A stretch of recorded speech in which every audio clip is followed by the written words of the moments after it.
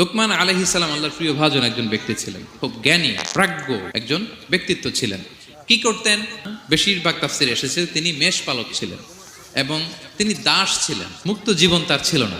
তিনি একজন মনিবের আন্ডারে তার ছাগলগুলো মরুভূমিতে যেয়ে কি করতেন? চড়াতেন। মজার ব্যাপার হচ্ছে, সারাদিন ছাগল চড়িয়ে আসার পরে লোকমান যখন বাসায় ফিরে আসতো, তখন এলাকার লোকজন সবাই লোকমানের কাছে জড়ো হতো, আর উনি তাদেরকে তার প্রজ্ঞা, তার বিজ্ঞচিত কথাগুলো শেয়ার করতেন, শোনাতেন, এগুলো বলতেন। তো এগুলো দেখে লোকমানের মালিক অবাক, কিরে আমার কাছে এলাকার কেউ আসে না, কিন্তু আমার দাস দেখতে কুৎসিত কালো, এই লোকমানের কাছে সবাই এসে ঘিরে থাকে, কি ওর কাছে কি পায়, কি আছে ওর কাছে?